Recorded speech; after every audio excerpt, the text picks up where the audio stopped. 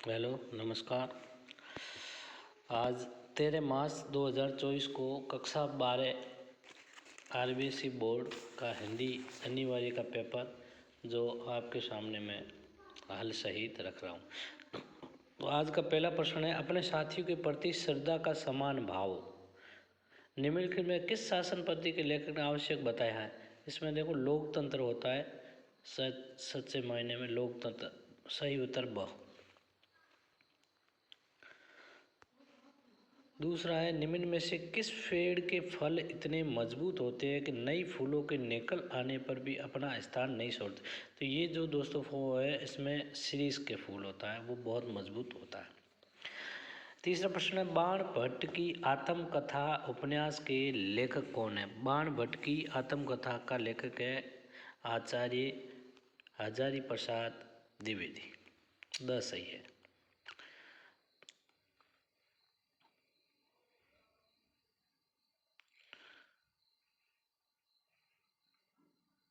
चौथा प्रश्न है, खेत में पैदा होने वाला अन्न कुछ समय पश्चात समाप्त हो जाता है, किंतु निम्नलिखित में से जो रस कवि के अनुसार कभी चूकता नहीं। तो देखो भोज्य रस खत्म हो जाता है, अनुभव रस भी,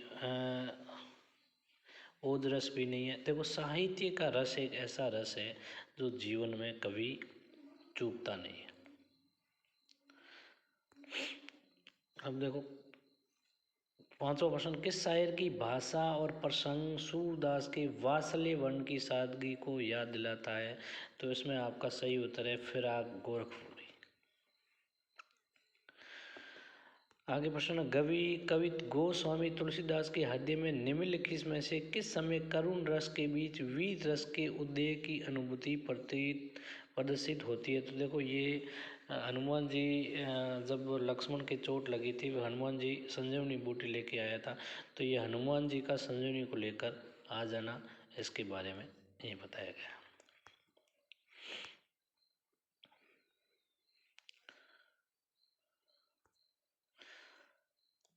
आगे निम्नलिखित में से भाषा का सीमित, अविकसित तथा आम बोलचाल वाला रूप कहलाता है। तो आम चल वाला बोल है बोली।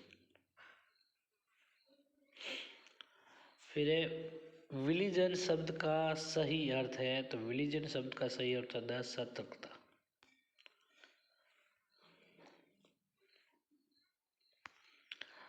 आगे है, मुद्रित माध्यमों में सबसे बड़ी शक्ति ये है कि छपे हुए शब्दों में निम्नलिखित गुण होता है। तो इसमें मुद्रित में देखो सबसे बड़ा गुण होता है स्थायित्व।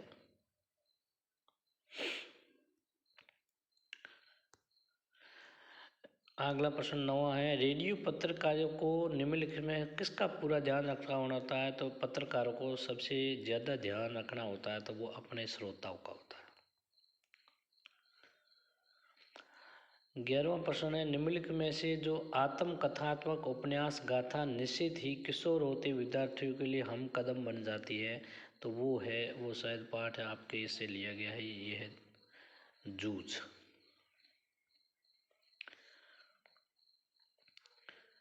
अगला प्रश्न है, निम्नलिखित में से दबे स्वर में किसने कहा मेहमान गए। तो ये बोला था यशोधर बाबू ने।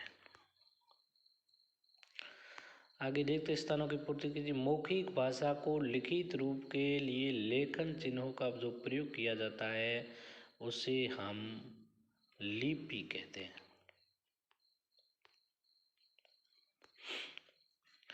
आगे दक्षता के लिए अंग्रेजी शब्द, दक्षता के लिए अंग्रेजी शब्द इसको कहते हैं एफिशिएंसी।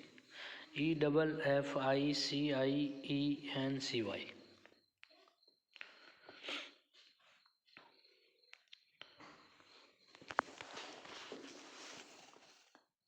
EFFICIENCY। फिर है तीसरा, नक्षत्र हवा से बातें कर रहा वाक्य में शब्द शक्ति कौन सी है। नक्षत्र हवा से बातें कर रहा वाक्य में शब्द शक्ति कौन सी है। तो इसमें देखो आपकी लक्षणा शब्द शक्ति है। इसमें आपके लक्षणा लक्षणा शब्द शक्ति है। आगे, जब शब्दार्थ की वेदना अर्थ पर निर्भर होती है, उसका पर्याय रख देने पर भी अभीष्ट की पूर्ति हो जाती है, तो वहाँ पे आपके आर्थी वेदना शब्द शक्ति होती है। आर्थी वेदना शब्द शक्ति होती है। आर्थी वेदना शब्द शक्ति होती है। अब आगे देखो, जहाँ वास्तविक विरोध न होते हुए भी विरोध का आभास हो, तो वहाँ पे आपका विरोधाभास अलंकार हो जाएगा।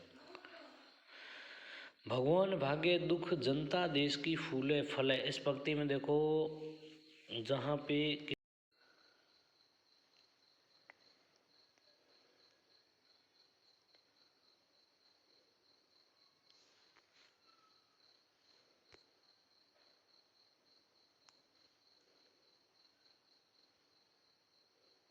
अब आगे देखो प्रश्न है, ये सारे लेखक ने महावीर की रात में विषय का ललका चुन देने वाली शक्ति को ढोलक के माध्यम से किस प्रकार से वर्णित किया है। तो लेखक ने हैजा और मलेरिया की रात्रि की विभीषिका कहा है, क्योंकि उन दिनों में गांव में प्रतिदिन 2-3 लाशें उठने लग गई थी। रात्रि की विभीषिका को पहलवान की ढोलक ही ललकार करके चुनौती दे रही थी। और ये आपका देखो पहलवान की ढोलक है, फणीश्वर नाथ रेणु ने लिखा। आगे बादल राग कविता में क्रांति आकांक्षी वंचितों के प्रति देखो, बादल राग में लेखक है जो बादल को एक क्रांतिकारी मान रहा है। यहाँ पे देखो व्यंग्य भी है कि बादल क्रांति का प्रतीक है। यहाँ पे जो जमींदार वर्ग है, वो जब क्रांति आती है तो जमींदार वर्ग है जो उनकी जड़ें हिल जाती है, वो डरने लगता है। और जो शोषित वर्ग होता है, जो मजदूर वर्ग होता है, उनके चेहरे पे खुशियाँ आती है। तो यहाँ पे बादल है, जब बादल क्रांति करता है तो वो धरती पे बरसात करता है, उनके अंदर गर्जना होती है, उनके अंदर बिजली की कड़कड़ाहट होती है। तो उसकी कड़कड़ाहट देख के जो मजदूर वर्ग है, शोषक वर्ग है, उनके अंदर भय आ जाता है। और जो निम्न वर्ग है उनके अंदर खुशियाँ आ जाती है। वहाँ पे खुशियाँ देखो, बादल बरसात करके धरती को हरी भरी करता है। और दूसरा, बादल क्रांति का प्रतीक है। तो यहाँ पे जो निम्न वर्ग के लोग हैं, जब शोषक वर्ग जब उनका अत्याचार बढ़ता है तो उनके खिलाफ जब एक साथ मिलके आवाज़ उठाते हैं और क्रांति करते हैं, तो क्रांति में फिर मजदूर वर्ग है वह जो शोषित वर्ग है वो विजय हो जाता है, और पूंजीपति वर्ग है वो भाग के चला जाता है। फिर जूझ कहानी के लेकर ये सारी किताबों के प्रश्न है। देखो, नील जल में या किसी की गोर झिलमिल दे जैसी हिल रही उषा कविता, देखो उषा पाठ से लिया गया है। यहाँ पे उषा का कवि ने बहुत ही सुंदर वर्णन किया है। दिन का उषा का सूर्य के साथ किया। फिर लेखक कह रहा है कि रात को जब ये आकाश है, ये आकाश का रंग नीलिमा जैसा लग रहा है, तो लेखक को लग रहा है जैसे आकाश है वो एक बहुत बड़ा समुद्र, अथाह समुद्र लग रहा है। और उसके अंदर फिर आकाश में जब चांद खिलता है तो लेखक को लग रहा है कि ये समुद्र में चांद ऐसा लग रहा है जैसे कोई नायिका है, गोरी है, जो झिलमिला देह जैसे हिल रही है। तो ये था, बाकी इसके प्रश्न उत्तर है। मोहनजोदड़ो काल में सर्व ये सब किताब, ये संपादी लेखन मुदाई तक इसका नाम, ये आलोक धनवा का कवि परिचय है, फणीश्वर नाथ का रेणु का कविचय। अब आगे देखो पद्यांश की व्याख्या। ये मैं जला हृदय में अग्नि दहा करता हूँ, ये देखो कविता है आत्म परिचय, हरिवंश राय बच्चन जी की है। तो इसको आप देखो व्याख्या करनी है तो सबसे पहले आपको सप्रसंग में आपको लिखना है कि उक्त पंक्तियाँ हमारी पाठ्य पुस्तक आरोह भाग 2 से ली गई है। उसके पाठ का नाम आत्म परिचय और लेखक का नाम हरिवंश राय बच्चन है। यहाँ पे देखो लेखक है जो, उसे ये संसार अच्छा नहीं लग रहा है, इसलिए वो अपनी कल्पनाओं का संसार बनाता है और उसके अंदर ही मस्ती में घूमा फिरता है। अब वो कह रहा मैं जला हृदय में अग्नि दहा करता हूँ। कवि कह रहा है कि मेरे हृदय में प्रेम की आग जल रही है और मैं उस प्रेम की दीवानगी में मस्त होकर जी रहा हूँ। ये संसार, मैं जला हृदय में अग्नि दहा करता हूँ, सुख दुख दोनों में भी मगन रहता हूँ कि मेरे लिए देखो ये संसार है, ये संसार मेरे काम का नहीं, इसलिए मैंने अपनी कल्पनाओं का संसार बनाया। और उस कल्पनाओं के संसार में अगर मेरे अंदर प्रेम रूपी ज्वाला जल रही तो उसके अंदर मैं खुद अकेला जल रहा हूँ, दहा कर रहा हूँ। और सुख दुख दोनों में मगन रहा करता है, यानी सुख दुख मेरे ऊपर किसी भी प्रकार का इनका ऊपर मेरे ऊपर प्रभाव नहीं पड़ता। मैं सुख में भी मस्त रहता हूँ, दुख में भी मस्त रहता हूँ, क्योंकि मैं अपनी प्रेमिका के प्रेम में, उसकी यादों में बस खुश रहता हूँ। जग भाव सागर तरने को नाव बनाए, मैं भव भोजों पे मस्त बह लगता। यानी ये जगत है, ये जगत है, ये संसार है, ये अपने सुखों के लिए कर्म कर्म सुख दुख में दोनों जो भव सागर तरने को नाव, ये कर्म करने के लिए, संसार में सुख प्राप्त करने के लिए नाव बनाते हैं। ये संसार, यहाँ पे लेखक कह रहा है कि ये संसार आपदाओं का संसार, लोग इसे पार करने के लिए देखो कर्म रूपी नाव बनाते, पर तो कवि संसार रूपी सागर की लहरों पे मस्त होके बैठा हूँ। वो कह रहा मैं भव भोजों में मस्त बहा कर, ये संसार रूपी सागर है, उनकी लहरों में मैं तो हमेशा मस्त बनाता हूँ। लोग ये पागलपन में अवसाद, अवसाद मतलब चिंता दुख, यानी उसमें मेरी चिंता होती है, तो मैं मेरे अंदर ही लेके फिरता रहता हूँ।